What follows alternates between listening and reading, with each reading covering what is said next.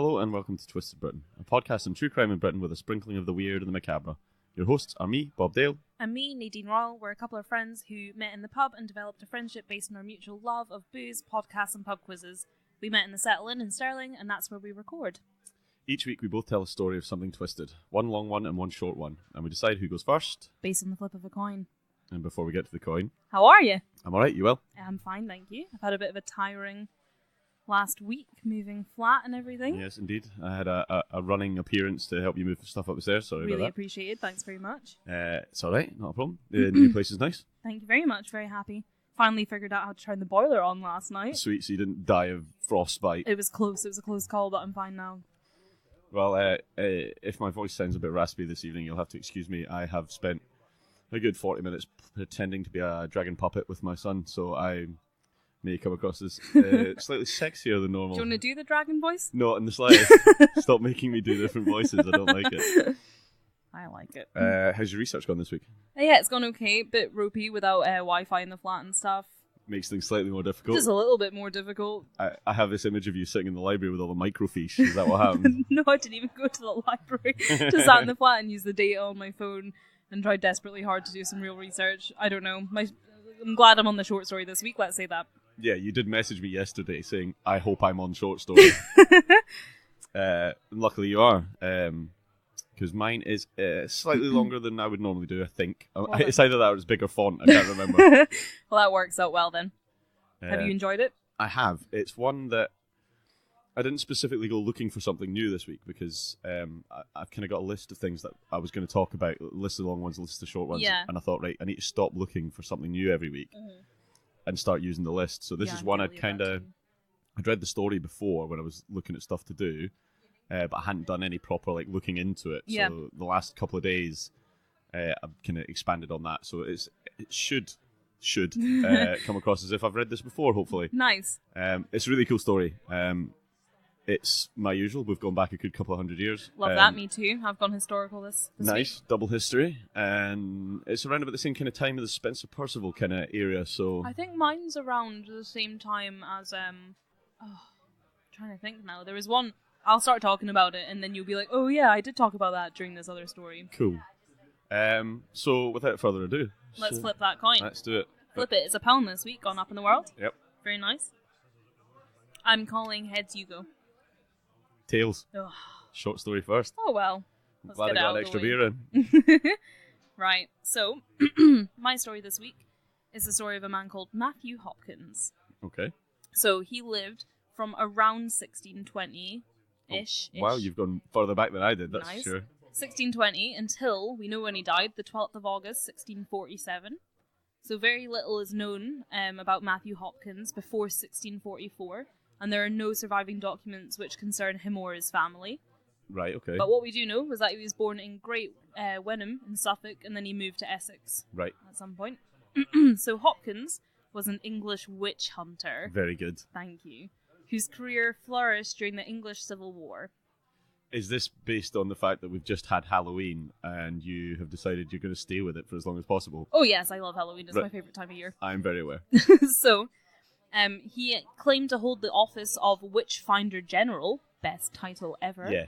But that wasn't actually officially given to him by Parliament, but that's what he says he was. If you call yourself it enough times, it'll stick. It has to stick. If you put it on your name badge, I mean, it's pretty official. Can't imagine he was cutting about with a name badge on. I'd like to find proof he didn't. I'll get you a badge that says Witchfinder General. No, I want to be the witch. Okay. Can I get the Witchfinder General one then? Yeah. So, his witch hunts mainly took place in East Anglia, in England. Yep. So, Hopkins' witch-finding career began in March in 1644 and lasted until his retirement in 1647. Which I just... His retirement? He died in 1647. Oh well. That is a type of retirement. Good timing. Retire than die. Done. He and his associates were responsible for more people being hanged for witchcraft than had been in the previous 100 years. Oh, right, okay. So, pretty... So he's pretty good at his job, he's pretty good at it. Well, depends if you agree that people were witches or not. So, him and his associates were solely responsible for the increase in witch trials during their time as witch hunters. Okay. They are believed to have been responsible for the deaths of 300 women between the years 1644 and 1646 alone. Wow, that's a lot. Yeah. So it's been estimated that of all the English witch trials between the early 15th and late 18th centuries, there were fewer than 500 executions for witchcraft. Right. Therefore, presuming the number of women who were executed as a result of the investigations led by John Hopkins... Wait. Is it John? Matthew, sorry. Yeah, it wasn't me that got the name wrong. Matthew Hopkins and his colleague John Stern, that's why. Right, okay. Presuming that their estimated total is at the lower end of the various numbers that have been thrown around, their trials and subsequent hangings accounted for about 60% of the total that had ever been done at that point. Right, so they were proficient at what they did. They were a bit mad with it. So, in the 14 months of their career, Hopkins and Stern sent to the gallows more people than all the other witch hunters in England for the previous 160 years before them. You'll probably get onto this, but I wonder, like, what drove him to be so prolific at, like, obviously he's maybe learned from previous witchfinders, but is it a case that he was looking for something different? I don't know. I think he was just quite obsessed with it, to be honest. So, where did it start, I guess, is like a fair question. Yeah, that's kind of what I was getting at. Like, yeah. what drove him to doing that? So, it's a bit hard to say because there wasn't really proper records of it, but there was like a lot going on surrounding that kind of time period. So shortly before Hopkins' time, the kingdoms of Scotland and England were united in 1603, when King James VI of Scotland also became James I of England. Who we talked about in the Halloween episode. Yeah, exactly. I thought it was the Halloween Sonny Bean one. Yeah, it was. It was the unification of the crowns. Yeah, exactly. So it was around that time. So King James had a strange fascination with all things associated with the occult. Shortly after assuming the throne, he released his best-selling book, Demonology. Yep. Which explored the areas of witchcraft and demonic magic. He was so obsessed with the black arts that he even convinced Parliament to pass the Witchcraft Statute of 1604, which ruled witchcraft as a crime punishable by death. Yeah, which is... It was punishable by death and found out by death and relieved by death and... Yep. Yeah. Yeah, we'll get there. So... This kind of background led to a heightened public anxiety about witches that would slowly fester in the decades that followed, and it inspired it was inspired as well by similar concerns that were coming from across the Channel and mainland Europe. So there was like this mass kind of witch hysteria going on across Europe. I'm sure there was a huge wave of it in France specifically. Yeah, so exactly. So across the Channel, France were going mad for it. Yeah. So King James kind of hopped on it, was just obsessed with it as well, and kind of spurred this mass hysteria that witches were real and that all these like kind of witch hunts were going on all the time. Now, don't quote me directly on this, but I'm sure there was something about the changing of the religion of the crown at the time as well. Yeah. So that probably played into it. Yeah, like 100%. So there was like quite a lot of like vigilante witch hunts and stuff like that. And supposedly when Hopkins kind of started his tirade as a witch hunter, they kind of diminished because he was doing such a good job. There was no witches left for anybody to vigilante kill. So witch hunting became a trade, which was mostly judicial, and more women were accused of being witches and were being tried and tortured for it, pretty much. So he was kind of like a bounty hunter, really. Yeah, kind of. Yeah. So he was actually like seen as like a, what did they used to call him? Like a, I don't want to say it in case I'm wrong. Go for it. Finger man? Like they used to like... No, normally I'd edit that out, but I'm leaving it in. Great. I'm sure that's what they like. I'm not going to question you. He was like, they used to hire him to point the finger and kind of like not treason because it wasn't against the crown, it was for the crown, but like he would just like commit these kind of acts of, not perjury either. I've forgotten the word that I'm looking for. It'll come to you. But he would like, he'd rat people out. He was a grass. You have already, however, mentioned this week's title episode. It'll be Something and the Finger Man. No, excellent. Glad I could contribute. So, following the Lancaster witch trials, which happened between 1612 and 1634, William Harvey was the physician to King Charles I of England, and he'd been ordered to examine the 4 women who'd been accused, and from this, there came a requirement to have material proof of actually being a witch. Right, okay. So, records of how exactly Hopkins' career in witch hunting began are kind of obscure and not well recorded or documented. But it's thought that it began just after he'd moved to Manningtree in Essex in 1644, because he believed that there were 7 or 8 witches who regularly practiced the dark arts just close to his house, and he became quite obsessed with it. Yeah, you wonder if he's had an experience or something's happened. Yeah.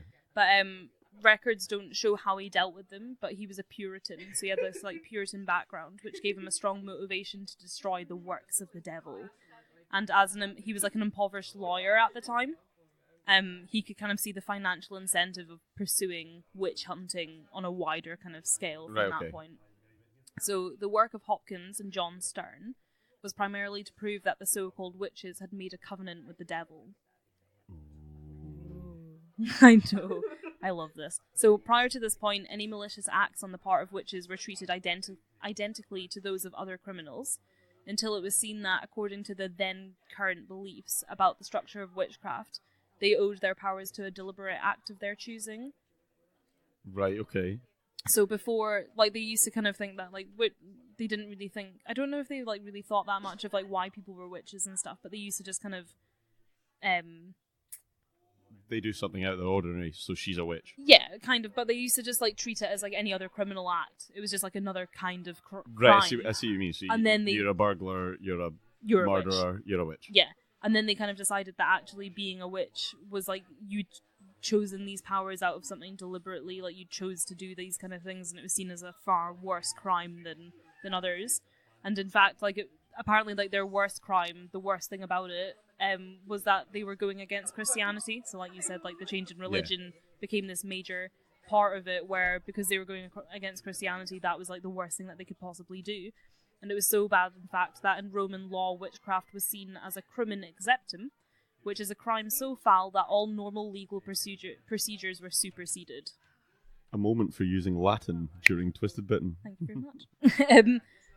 It was believed that because the devil was not going to confess himself, it was necessary to gain a confession from the human who was involved. So it was seen that witches had made this covenant with the devil and were working on behalf of him, but you're never going to get the devil to confess to the crimes that he's causing. So it was you had to make them confess to their crimes. Yeah, even if they were caused by the devil, because they were the vessel that he acted through. Exactly. So, although torture was unlawful in England, Hopkins often used techniques such as sleep deprivation to extract confessions from his victims. He would also cut the arm of the accused woman with a blunt knife, and if she didn't bleed, she was said to be a witch. Right. Well, if she did bleed, then she wasn't a witch, I guess. Right, Probably found another reason, though, because... Well, I was just saying, so they just looked for something else. Well, yeah, there's like a bit in a minute that's a good example of how he used to do that. So another of his methods was called the swimming test, which is like the famous one that everybody knows about. So it was based on the principle that if you were a witch, you had renounced your baptism, so water would then reject you. It's that whole Wicked Witch of the East. Yeah. I'm melting. Yeah. I'm melting. Good voice. Thanks. Not as good as the dragon, though, which I'm dying to hear. Off air. So, the swimming test, during the swimming test, the suspects were tied to a chair and thrown into water, and those who swam or floated were considered to be witches, because that was the water like rejecting them out of like. So if you saved yourself, you were a witch, and if you drowned, you were innocent, but too late. Yeah, so that's kind of what I was getting at before. It's like you either die. And, exactly. Oh well, she wasn't a witch. But if you were a witch, it's because you tried to save yourself. Yeah, pretty much. And then they killed you for being a witch. Yeah. So as soon as you were or if you were just lucky to be on a very buoyant chair and you floated, one of those inflatable ones, chuck you in on like a flamingo pool thing. What's the big one that's in everybody's photos? The big stupid unicorn. Yeah. Or chuck them in one of them. She's a witch. As a friend of mine called it, the rainbow dickhead horse. Excellent. That's exactly what it is. So Hopkins was eventually warned against the use of the swimming test without receiving the victim's permission first. Kind of defeats the point. Yeah, I don't think if he was like, "Do I have your permission to tie you to a chair and throw in your like, see if you're a witch?" I'd be like, "Can you sign this risk assessment for me, please?" I don't know. I'll have to take it to my lawyer. Who was probably him. Yeah, he's like, "I say it's fine. Yeah. Do it." this eventually led to the legal abandonment of the swimming test by the end of 1645. So he had it for a good year. Yeah. Well, a good year of drowning. He was only at it for 18 months, so about that. 2/3 of it, he was allowed to do whatever the fuck he wanted. Good job. Yeah, well done. So, another classic sign. So this is the one where you're just fucked no matter what, really. Another classic sign that you were a witch was whether or not you bore the devil's mark. So this was a mark that all witches or sorcerers were supposed to possess, that was said to be dead to all feeling and would not bleed. So it'd be like some mark on your body that if you prodded at it, or something. Well, exactly. So in reality, it was usually a birthmark or a mole or an extra nipple. And then the source I read said, or breast, extra nipple / breast. Oh, the three-titted woman, she's a witch. I mean, pretty strange. Sorry if you have 3 tits. I'm sure you look fine. I would love if anybody listening has 3 tits. Please get in contact. Don't start using our podcast as your personal platform to. I'm just trying to just think it'd be cool. How do you find bras? I'd love to know. Well, I don't, so. Yeah, well. Not yet, anyway. So, if the suspected witch didn't have these visible marks, then you could find invisible ones by pricking them. By pricking them all over their body. So they'd employ witch prickers. Good. Yeah. Maybe that's the title now. Fingerman and witch prickers. The Fingerman and the Witch Pricker. It's a great band name. We take that. Don't take that from us. Witch prickers would prick the accused woman with knives and special needles, looking for these marks, but that would normally occur only after the suspect had been shaved of all of her body hair. Sorry. I know I shouldn't laugh at that, but it's just a bald woman in a lot of pain. Being pricked. So, it was believed that these marks had an actual use for the witches. So it was believed that the witch's familiar, who was usually an animal such as a cat or a dog, would drink the witch's blood from the mark, just as a baby would drink milk from their mother's nipples. Gross. Yeah. I'm not even going to take that any further. But Matthew Hopkins eventually died at his home in Manningtree in Essex on the 12th of August 1647. They think probably of pleural tuberculosis. He was buried a few hours after his death in the graveyard of the Church of St. Mary at Mistley Heath, which there is a record of. The historian Malcolm Gaskell said of Hopkins, "He lives on as an anti-hero and bogeyman, utterly ethereal and endlessly malleable." But there's loads of really good rumours and stuff that actually he died at the hands of his own witch trial, but there's no records to suggest that that's got any truth to it, and also there's a record of his burial in Manningtree, so it's probably not true, but that'd be pretty fab. He, to me, sounds like the perfect definition of a horrible, horrible man. Yeah, he's just a horrible man torturing women and calling them witches and killing them, really. For money. Yeah, getting paid for it. Yeah, he made a living out of it, so that was... Everybody kind of, I think, what I kind of gleaned from my research was that people didn't really like him that much apart from Parliament. Parliament liked him because he was doing this service. He was doing that deed that nobody else would do. Yeah, the king was super keen on it because he had this massive thing about witches and stuff, and this was all good to him that they had all these witch hunts and trials happening, and they were getting rid of all the witches out of Britain, really. Yep. But really, probably what he was doing was some neighbour hated the lady next door and was like, yeah, I heard she was a witch. She's got this cat that I'm pretty sure suckles from her weird mole on her neck. That burn the witch. Yeah, I don't think he burnt that many people. I couldn't find anything about him burning people. That was a lot of the Salem stuff. Yeah, was all I think burning that was the more witches. American stuff. And if they didn't burn, you were fine. You were a witch. You were a witch. Again, so every time that you're innocent, you die. So it's a pretty shit deal. Really horrible time in humanity, really. One of my favourite things about witches is apparently they used to keep men's penises as pets. Just crawling about. I've just had this penis caterpillar image in my head. Almost like the hands out of Adam's family. Thing. Yeah. But just a penis. with a ball sack as a face. I wish you could see the hand movements that we were just reenacting. But yeah, that's Matthew Hopkins, the famous witch hunter of Britain. The Witchfinder General. Witchfinder fucking General. That was good. I like that. Thanks. Very short. There's not that much, really. I had to look at a few sources, but they all just kind of reiterated the same kind of facts, and we're going, oh, we don't really know how we started, but maybe this is how, so... I think that's fine sometimes, especially for the short story, it's fine for doing things like that, because it's an interesting topic that if anybody listened to it knew any more, please do let us know. Yeah, I'd love to know more. Because I meant to say to you, there was a comment on one of our Facebook posts about somebody that was talking about your George, the Spy in the Bag. Oh, do they have So more they had info? a bit more info. I'll show you the message when we go for our wee break here. And they were talking about his women's clothing and stuff like that. So we actually got a bit more information. Love that. Can't wait to read that. And also we've had... do you remember Charlie Peace? The cat burglar guy. With this folding ladder. So somebody commented on our twistedbritain.co.uk. Quick plug there. That he was in cartoons. He was in like a comic strip in the 60s, I think it was.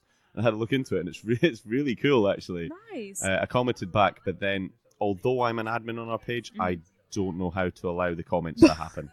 We'll sort that out so I can comment the guy back, because he's taking time to say you missed out this bit about him being in comics. So. Oh, that's so cool. Thanks so much. Yeah, I love when people get in contact with us just for random chat, but even better if you've got some more info that we didn't stumble across. Yeah, because we will we'll mention it, and actually I'll give a shout out to the two people once we come back from our break, because I'll look up my phone again. Nice. But yeah, if you do have any more about the Witchfinder General, give us a shout. Yeah, he sounds like a pretty gnarly dude, but in like the worst way possible. I'd love to be accused of a witch, because I think it'd be a super cool title to hold. Not that I am a witch, but I also don't really want to be drowned. Yeah, because I'd need to find a new co-host, and it's a bit hard. I mean, I could just put on your voice. Go on. Nope. And on that beautiful note, we're gonna go for a break. We'll see you again in a sec. Bye. Well, that's our drinks refreshed, and we're ready to come back. Ready to rumble. We spent a couple of seconds there looking up who we were talking about just before the break. We did. And I would like to say that it was a guy called Colin that commented on our website that mentioned the stuff about Charlie Pierce in a children's comics, which That's mad. Yeah, in the 1970s. And actually, I'm going to put a link up to some of the comments on our Facebook, Twitter, /Instagram pages, because they're really cool, actually. I quite like them. Oh, sounds good. I looked up as well to see the comment that Marie had left regarding my story of the spy in the bag.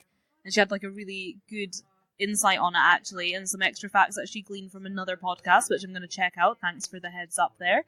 So yeah, thanks for getting in touch, Marie. I really actually enjoyed reading that little comment. I'll get back to you later about it. So with no further ado... Let's do it. I'm excited. Adieu. I'm excited to hear this story. I have no idea what you're going to talk about. So I'm going to talk this evening about the Bermondsey Horror. Never heard of this. So this... Good title, though. I'll tell you what, I'll just jump right in. Go. And I'll tell you about it. So, Maria Deroux was born in Lausanne in Switzerland in 1821. She moved to England to take up a role as a domestic servant in 1846 to Lady Blantyre in Stafford House. Lady Blantyre was the daughter of the Duchess of Sutherland. Ooh. And as such, she had quite an extravagant lifestyle. Yeah. Maria, moving into this lifestyle, kind of grew quite accustomed to the life of luxury. Yeah. And came to despise, quite literally despise the thought of poverty. There's a kind of bit there about loads of these girls who were from kind of common backgrounds. Yeah. That went into the high society, even as... servants. Yeah, I don't want to use the kind of ladies in waiting. Right. More like the ladies' maid type thing. Yeah. So I think like when they were that kind of title, they were a bit more special than just like a common servant, weren't they? Because they spent all their time with like the lady high of the society, house, and yeah. like they were like doing her hair and stuff like that. And... I've written here, she lived a life well above that she would have lived had she done any other job. Yeah, because I think they got to go out with them sometimes, didn't they? Like they were just always with them to like help them out and... Well, they went everywhere with them. So cool. That would be a quite nice life. And you're getting paid for it. Yeah. So in 1846, Maria was on a boat crossing the Channel to France to Boulogne with Lady Blantyre. Mm-hmm. Whilst on the boat, she met a man called Patrick O'Connor. He was a 50-year-old Irishman who worked in a customs house, like as a customs officer. Yeah. on the London docks. He was by any means an incredibly wealthy man. And some accounts had him down as a money lender as well. So he would lend money to people on the side with proper, like, Wonga-style interest rates. The incredibly Other loan sites are available. Indeed. So yeah, proper extortionate interest rates. So he had a lot of money. And he'd put some of his money into railway stocks in Europe and everything. So he was quite well off. Maria fell for him quite badly, and he returned the favour. Like, he really fell for her as well. She was a young woman of about 25, so like half his age. Yeah. It might have had something to do with his wealth, but at the time she was also involved with a guy called Frederick Manning, who was a guard on the Great Western Railway. So he wasn't a particularly well-off man. However, we'll come back to that in a sec. So over the following few weeks after meeting Patrick and being with Frederick, both men proposed to her. Oh, shit. And she did what every good woman would do. Of the time, I would like to add, of the time. Mm-hmm. She weighed up which man had more to give her. I guess you'd still do that now. So I would love a little jingle here, but anyway, here's a rundown of The Bachelors. Woo! It's the worst game of Take Me Out ever. So Bachelor number 1. Who's behind door number 1? I'm excited. Bachelor number 1 is Patrick O'Connor. He's an older man. Ooh. A clearly wealthy man who spent freely. He had a good job, but he drank a lot. Well, okay. Pros and cons. Bachelor number 2 is Frederick Manning. He was the same age as her. Not a great job, and a bit of a checkered past. Said to be involved with a few robberies, but he told her he was set to inherit a small fortune from his mother. Okay, up and comer, like it. Okay. So, couple of good options there, but who do you go for? I'd probably go for Bachelor. Bachelor number 1. Reveal yourself. Well, she didn't want to burden herself with an alcoholic. Oh, okay. And Frederick was more of a pushover. He was a kind of. Okay, so she could have her way a little bit. Yeah, exactly. So she decided that her and Frederick were to be married the following May in 1847 in St James's Church in Piccadilly. Mm-hmm. They got married and they were able to buy a house together just south of the Thames in Bermondsey. And I've struggled with that word all day. I've tried it loads of times. Bermondsey. But it didn't take that long for Maria to work out that the promised inheritance was never going to materialise. God damn it, should have gone with Bachelor number 1. But don't worry. Oh. She'd kept in contact with O'Connor, and by all accounts, they stayed more than just friends. Sneaky. Throughout the time. She was his mistress. Nice. Wealthy man, living the life of Riley, had a wee mistress on the side. Of course. He was a charming man, as they tend to be. I've got in my head this, like, definitely not true image, but I've got, like, a good kind of, like, older man, George Clooney type style bachelor rocking around. Probably not far off, actually. Nice. He was, in fact, so charming that he managed to become friends with both the Mannings. Oh. So Frederick and him and her spent many a night together having dinner at their house and then became pretty proper good friends. This is turning into a nice life. She got both bachelors. That's not the game show I remember. Over the next year or so, Maria learned that O'Connor had a lot more money than she'd ever thought. Now, one of the reasons she hadn't gone with him in the first place was she didn't really understand what the railway stocks meant.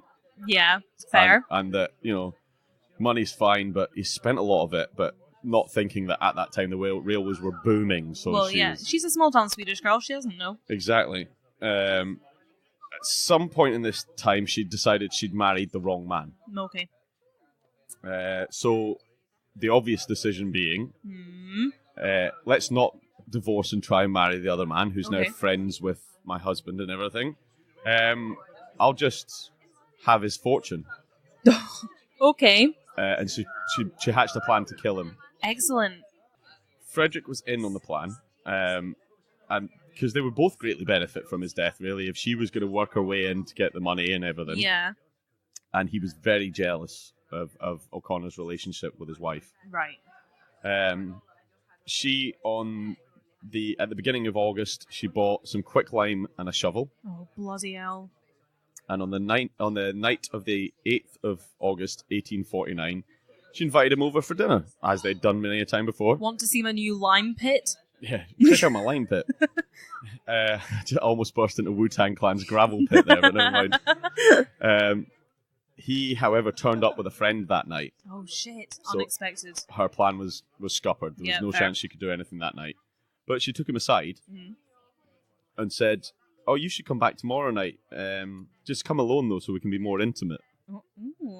I get the impression, reading some of the stuff I read, that Frederick was very aware of what was going on. Yeah. But just kind of let it go, because this was a wealthy man, and, Yeah. Anyway. So the following evening, on the 9th of August, O'Connor was seen by some friends crossing London Bridge, and he stopped to tell them, I'm going to the Mannings' house. I'm going to see Maria. Uh-oh. And Witnesses. He was also seen by the Mannings' next-door neighbour, who saw him smoking a cigar at the back door before going in. Classy. When he entered the house, Maria told O'Connor to go and wash your hands in the kitchen and get prepared for dinner. Fair. While he was in the kitchen, Maria walked in behind him and put a gun at the back of his head and shot him clean through the head. Shit. Maria's got some balls. Yeah, she certainly does. More so than a lot of men I know, to be honest. At this point, however, Frederick came into the room, and he knew what was going on, obviously. Well, yeah, I thought he was in on it. Yeah, so he knew, but he came in and found him writhing on the ground, still alive, moaning. How did you shoot somebody through the head and not kill them? Maria! Yeah. Come on! So he beat him to death with a crowbar. Oh, blimey. That was just, lying on the dining room table? No, so he had the crowbar with him. Oh, he was ready.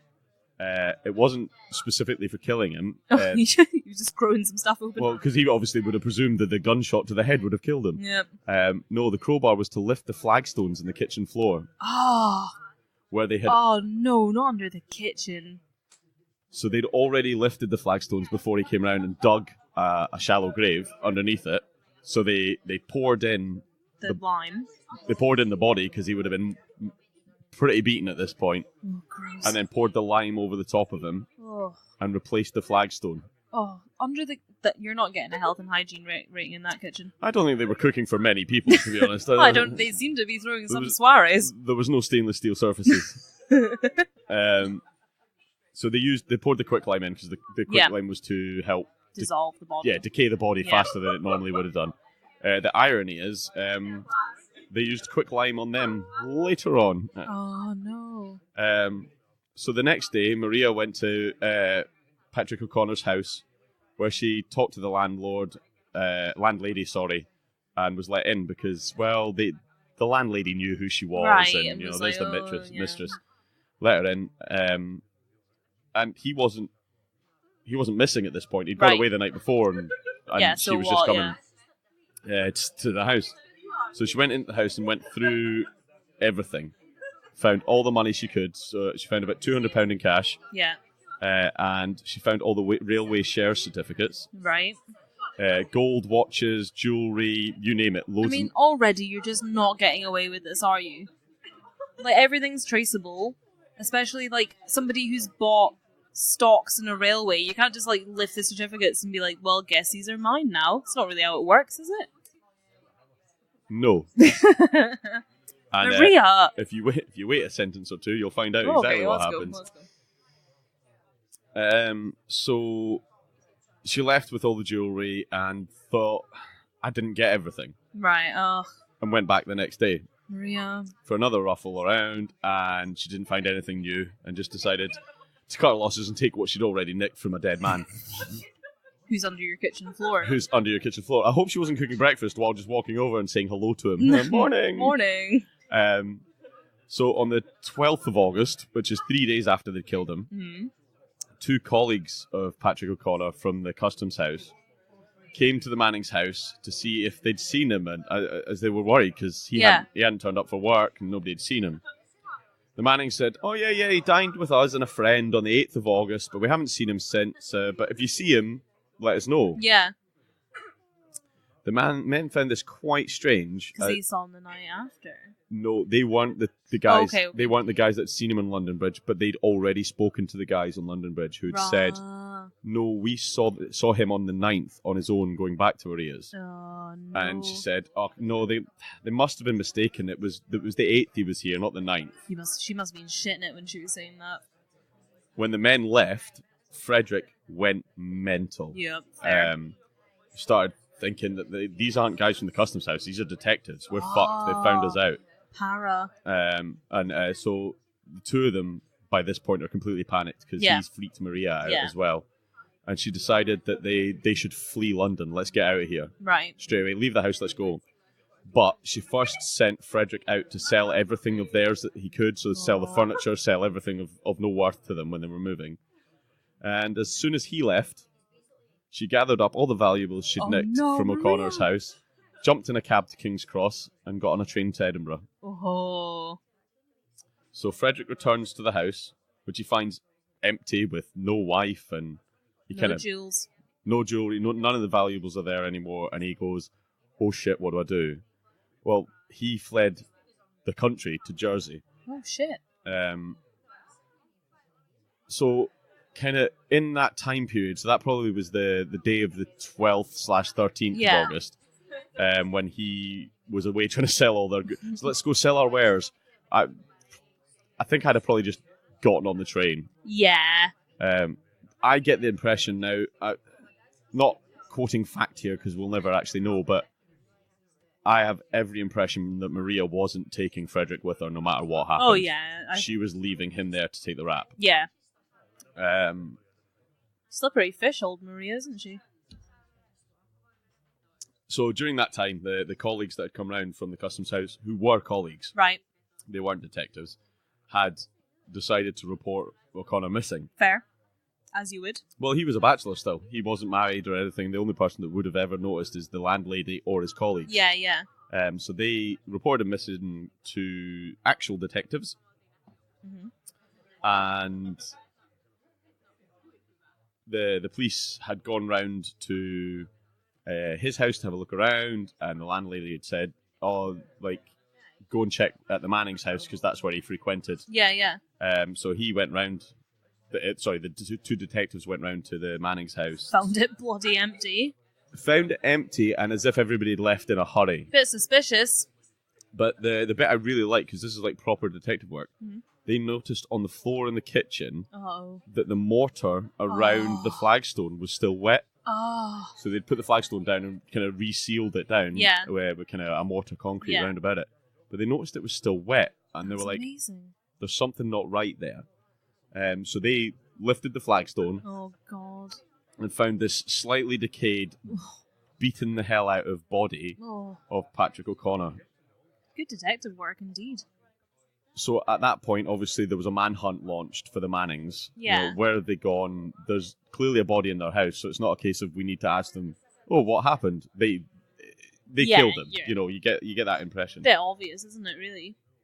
So they put out an appeal. Scotland Yard put out an appeal to the public to say, has anybody seen anything of these people? Yeah. And a cabbie came forward.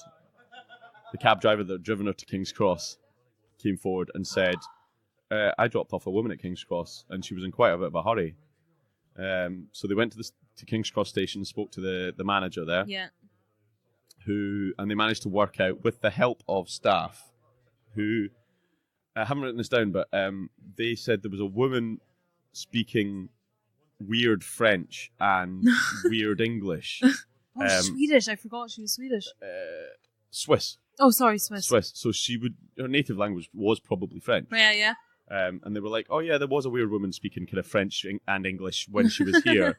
She got on the 6:15 to Edinburgh. Brilliant. Good memory.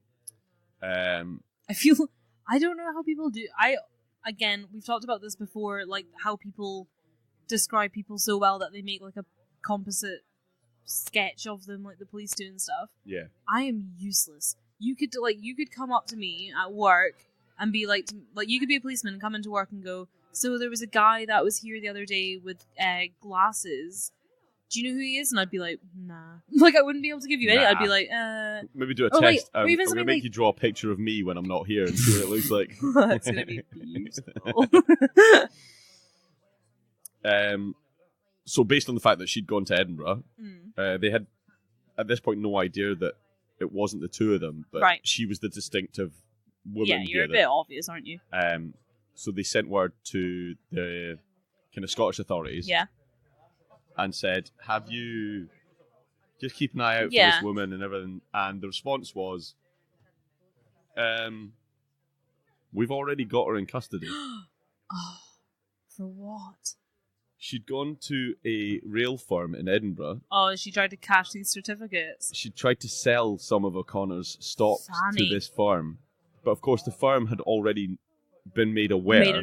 Notified. By the way, this stock owner guy, dead. So because she was basically caught red-handed with the stocks and share certificates in a rail office in Edinburgh. So she was in jail in Edinburgh when police got in contact, which I actually find incredible. Yeah. So Maria was returned to London, where she was charged with murder, and she was given lodging at Horsemonger's Lane Jail. No. Not the lodging she wanted. I imagine. I think, I haven't written it down, and it's stupid of me, but I think it was like 3 days after the... What is it? What? So it was 3 days after they killed her that they reported it to the police. Yeah. And I think it's maybe another 2 or 3 days later that she was already in jail in Scotland. What was it called again? What was what called? The jail. Oh, so... I don't know what jail she was in Scotland, but the jail she was in that she was put into in London on her return was Horsemonger's Lane Jail, which is no longer there anymore. It was flattened and it's at the Scrubs near W12. It'll come back to me. I don't know. Wandsworth. Wandsworth, isn't it? There's the big jail. I'll check now. I'll double check and I'll come back to you. Horsemonger's Lane sounds like you could call that like Horsemonger's Lane Cottage, and you'd be like, ooh, it's a strange name for a jail. This wasn't a cottage. By all accounts, it was a horrible, horrible place. It was a mixed jail for men and women, and in the period that it was open, they hung 4 women and 19 men or something like that for crimes, and they're not too much sure how many of them were actually... worth doing, but anyway. Good background knowledge there. Impressed. Thanks. I told you I've read this a couple of times. Frederick, having fled the country to Jersey, enjoyed about a week longer freedom. Jersey's quite nice. That'd probably be quite a nice week. The problem there was he was spotted in Jersey by a guy who recognised him from London. Right. The guy that recognised him from London had also read the papers, Class. So knew that they were looking for him. Uh-oh. So Frederick Manning, when he saw this guy, it was like, oh shit, he knows me from London. Yeah. I need to get out of here again. You're on an island, man. Good luck. And it was at this point I suddenly started to realise that not only did Maria think he was a pushover, I don't think he was a very clever man. Just an idiot, then. He returned to London. By which time, obviously, they'd contacted the London police force and said, the guy's leaving Jersey. Skip it to France, man. Go somewhere else. Exactly. And when he arrived in London, they basically just took him straight into custody. Yep, fair. Wouldn't it be funny if he ended up in Horsemonger's Lane as well? Hey. Once in custody, he told the police that it was Maria who'd shot O'Connor. Right. Which is true. Which is true. He also told the police, I quote, "I never liked him, so I battered his head in with a rippling chisel," which is a crowbar. A rippling chisel? A ripping chisel. A ripping chisel? My God, that's a horrible name. He was also sent to Horsemonger's Lane. Oh, a couple's retreat. It was, a lovely couple's retreat. Oh, can you imagine sitting in imagine if they were housed in cells just across from each other, and you're sat there staring at her like, why have you done this, Maria? So there was no details of how they were kept in Horsemonger's Lane, other than in a cell. But they did have a meeting again before the last day, which I'll tell you about in a second. So the two of them were condemned to hang in Horsemonger's Lane on the 13th of November, 1849. So you're looking at, 2 months after they committed the murder, they were sentenced to hang. They drew a crowd of between 30 to 50,000. Holy shit! Which some accounts said is the biggest drawing of a crowd for a hanging ever. Wow. Wait a minute. That's a proper, like, football stadium crowd. I'm going to pill you up here now. So I'm pretty sure that when you did the story about the guy that poisoned people, he pulled a pretty big crowd. He did. I think he was, from memory... Now you're All right, bloody pushing go on. it. I don't think he was that much more than 20,000. Okay. So that's still a good turnout. And it was... I mean, it was the same time period. It was when it was a crowd affair to go and watch these things. Yeah. Can you imagine? I wouldn't want to go. Quite unlike The Good Doctor, however, who drew a decent crowd, these two drew some celebrities at the same time. Such as? Any names I'd know? Charles Dickens. Ooh! Charles Dickens was in the crowd. Nice. He took some time. I'm skipping ahead a wee bit. Yeah, we'll go back. No, I'll tell you this just now because it fits with what we're talking about. He actually watched it, and I wrote the quote down, but because he was such a much better spoken man of the English than I am, That sentence itself was an absolute car crash. Yes. Basically, he wrote to the papers afterwards. I'm sure it was the Times, and said, "The crowd are disgusting. This is a horrible spectacle. We shouldn't be doing this in society." Nice, good job, Dickens. He went on to be quite an advocate against the hanging people in public. I mean, I don't think he was particularly against the death penalty. Just like the public spectacle. Fair. Indeed. That's fair. I'd agree.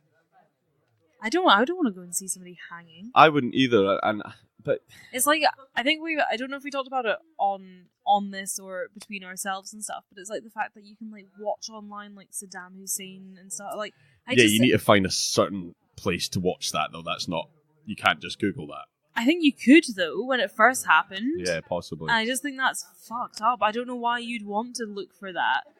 Like, you deserve to die and stuff, but like, I don't want to see it. The internet's a dark, dark place. Oh yeah, no, and this is more than hundreds of years before the internet. I know, but like, I just kind of, if you were like, "Oh, Nadine, this Saturday, what are you doing?" And I was like, "No, nothing much." "Oh well, that murderer, he's getting hung in the square. Do you want to come?" I'd be like, "Not really. I'm alright, huh?" Yeah, no thanks. I'll stay in. But then at the same time, I get serious FOMO, like fear of missing out. So if everybody was going, maybe I would go. If there's 50,000 people there, you'd be like, maybe I go. To be honest, I don't know how much you'd see if you were at the back. Yeah, yeah. You're not going to see it. But it's not like they're putting big screens up. They wouldn't have the big screens, no. So yeah, like I say, they were condemned to hang on the 13th of November, 1849, and they drew a crowd of over 50,000. Well, some said over 50,000, some said between 30 and 50, but either way, that's a lot of people. Big number. It is claimed that Maria and Frederick tried to make up before being hung because they knew... Just drop it. Just leave it. They basically knew they were going to their deaths, and they met in the chapel before, and what, reread their vows? What? Shared a kiss. But I'm not sure I believe that, because I can't imagine them being hung at the same time. What, side by side holding hands? They committed the crime together. Yeah, maybe not holding hands, but like they committed the crime together. Didn't they used to do they used to hang people at the same time if they'd all committed the crime, didn't they? Yeah. Just because they're like male and female, they were in a male-female prison, so I think that's good enough. Yeah, I mean, I'll take that. Maybe not them meeting in the chapel and having a wee kiss and stuff, but I'll take them hanging together. I can see that being real because I don't see why not. It's the whole story about them sharing a kiss in the chapel. Yeah, that bit I'm not buying. So there was one account that I read that was that they met in the chapel beforehand and had a moment to share a kiss and forgive each other. I don't think they'd let... I don't see the prison being that forgiving and being like, yeah, go on, have a wee smooch. Go have a wee meet. The other account was that she and he had kissed on the gallows before, which is a bit... I mean, I wouldn't say more romantic, but it's a bit more... It's more possible. Poetic, I think. Either way, I'm not buying it. You're not buying what they're selling? Nah, he must have really hated her at this point. She fucked off with all the money and left him. At the same time, he does seem a bit of an imbecile. And he let her fuck about and he became best mates with the guy she was carrying on with. Seems like he's a bit forgiving. He was in on it until he got paranoid. Yeah, absolutely. And it was him that shit himself. And then, like, I feel like she seems like she must be, like, this one of these women with all her wiles who can just convince men and stuff. Like, the fact that she chose Frederick over Patrick. Is that his name, Frederick? Yeah, that's right, yeah. Frederick over Patrick. But then Patrick still hung about and stuff and still friends with them and still carried on with her. She sounds like she had her own charms going on, you know? And then, like, the fact that then she was carrying on with Patrick all the while and Frederick was cool with that. By all accounts, she was a beautiful 25-year-old woman. Well, so, like, I feel like Frederick could have, like, they meet in prison and he's like, what the fuck? And she just turns around and is like, oh, Frederick, honestly, I went up to Edinburgh because I was going to sell these stocks. I was going to come back. We're going to whisk away and have this life. And he was like, oh, yeah, okay. I think she could have convinced him of that. Yeah, I wouldn't have been surprised at it. I'm giving Maria a lot of credit here, but the last thing I would say is that there's another rumor about Maria, and she was hung in a black satin dress. Ooh. And she was basically put down as responsible for satin falling out of fashion. Really? It's nobody wants to look like Maria. It's conjectured in places that it doesn't seem right because fashion of the time, fashion books and things of the time still showed satin in it afterwards. But yeah, she was hung in a proper like black satin dress, and apparently nobody wanted to wear it afterwards. Excellent. Maybe that's what I'll go for Halloween next year. It's like a really niche kind of thing that nobody but us and people who listen to this podcast will know. Oh, black satin dress, you must be Maria. My take on it is she was just a greedy woman. Yeah, fair. She made a choice of husband based on money. So wrapping it up from the start, she came over from Switzerland. She lived this high life as like a lady in waiting, working for Lady forgotten. Lady Blantyre. Quite liked that life, saw herself in Lady Blantyre's shoes, took what she could get, made a wrong decision, went back on it, fucked everything up. Usual. Yeah, and ran off to try and take all the money herself. Sorry. And he was left as a patsy. He was left as... Poor old Fred. Yeah. Well, he still beat a man to death with a crowbar. Yeah, that's pretty bad. Ooh. I have, however, found I've just brought it up on my laptop because I'm going to let Nadine see it in a second, and I'll put a link up to this. One of the websites that I use a lot for my research is Murderpedia. Classic. Now, if anybody ever looks at my internet history, it's going to be literally murder websites. And? Facebook, Twitter, and Instagram, where you can find us on all of them. But on Maria Manning's page on Murderpedia, there's a link to a PDF that's a Google's book document, and this is an original scanning of the... I'm dying to comment, please. Bermondsey murder, and the trial of all the murderers, and it's a couple of 100-page books, and it's worth... I read it's a difficult read because it's an oldish English. But it's really cool. It's a cool book. If you get a chance, I'll post a link for anybody to have a look at. It does look really good. But please go back to that image that you were just on. Who is that meant to be? Is that meant to be Frederick or Patrick? That's Patrick O'Connor. I'm sorry, but he couldn't look any further from the George Clooney type that I was imagining. This man has the longest, witchiest nosed face. The Witchfinder General would have loved him. Oh, he would have been all over that. Look at that witch nose. And that chin that juts out so far from his face, it aligns with the brim of his hat. I don't think I'm going to call it strong. It's a strong chin. It's a prominent chin. I feel like if I'd yelled, "Reveal yourself, Bachelor number 1," and this is who had stepped out, I would have been quite disappointed. The other really cool thing on Murderpedia at the very bottom is the pictures of the two, Maria and Frederick. Is that Maria? That's Maria, but that's her actual signature. Oh, that's really cool. Isn't it just? That's a nice signature, nice writing. Anyway, so that's the story of the Bermondsey Horror. I loved that. That was really good. I've enjoyed that one actually because it's a really odd story that escalates quite quickly. Yeah, that went from 0 to 100 quite fast. It could have been just a tale of adultery, but no. let's just ignore the adultery and put him under our kitchen floor. That's why there, you know? That's such a bad plan. I mean, they weren't the best of planners. It's like that kind of thing. Like, I thought when you were saying about putting onto the kitchen floor, I thought it was going to be the kind of thing where his, like, decaying body, like, it, like, seeped through the floor kind of thing. Like, do you know what I mean? Oh, like, they it's never just got a that bad far. plan. Yeah, never got that far. Wow. I'm going to say it as well, that picture of Maria, she's not that much of a looker, I'm sorry. You said that she was a charming 25-year-old woman, but she does not... No. Re-looking at the photo, I'm going to correct myself. Please correct yourself, because she also kind of... Her face there also looks a lot like the picture of Robbie Burns on the Scottish Fivers or whatever he's on. Yeah, it does actually, yeah. Maybe I'm into weird stuff that I didn't know about. You did do that reading of Robbie Burns, very lovely. That wasn't Burns. Oh, fuck. It wasn't. Neither it was. That's next Halloween. We'll do that. We did talk about Robbie Burns, though.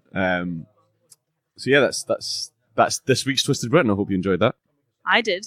I hope everybody out there listening enjoyed it as well. Let us know if you have any other information on either of the stories. We'd be more than happy to chat to you about it. Which Meister General? You can find us and comment to us on our Facebook page, Twisted Britain. You can find us on Instagram, Twisted Britain. You can find us on Twitter, Twisted Britain. I'd forgotten which one I'd mentioned there. And we have our website, www.twistedbritain.co.uk. We are everywhere you would find a normal podcast. Oh, here we go. So we're on Tuned In, Apple Podcasts, Stitcher, Podbean. We've got our YouTube channels there. Spotify, we're on all of them. If you do like, or even if you don't like what you hear, please do just leave us a rating and a review. It's how other people find us. Yeah. Every time you leave a rating and a review, it makes us flag up somewhere else. And it's much appreciated whenever you do. It's still a surprise to us that anybody actually wants to listen to us talk rubbish. So yeah, it's really nice. Please do. I feel like this week I was so sloppy. I'm so sorry, everybody. And if you want to talk to us directly, not as a Twisted Britain page, if you join our Twisted Britain discussion group on Facebook, we tend to just comment as ourselves. Yeah, that's true. And we noticed today we have a 100% response rate. Nice. So nailing it. That means we're talking to you. So please do just get in touch, and we'd love to hear from you. Yeah, give us any more recommendations of other podcasts or stories that you want to hear or anything like that. Just get us. Yeah, because at this point we would normally tell you about podcasts that we've listened to during the week, but Netflix released season 2 of Making a Murder, Don't tell me anything about it. I've done nothing but that this week. I need to catch up with that. Season 2 of The Sinner, which is have you watched The Sinner yet? No, I haven't yet. No, Get I will. Your life in order. It's so good. Well, I tell you what, this week I have had a true crime. I've had nothing but a true crime fest. Other than doing the research for this, I have watched West of Memphis. Nice. And most of the second series of Making a Murder. Nice. So I am going to bed weeping most nights, just on the thought of in miscarriages of justice. I'm still listening to the Black Tapes podcast, which is so good. I can't download anything new because I don't have any Wi-Fi because I've just moved flat. But next week, I'll be back at it. So like we say, thanks very much for listening. Thank you. See you again next time. Bye. Bye.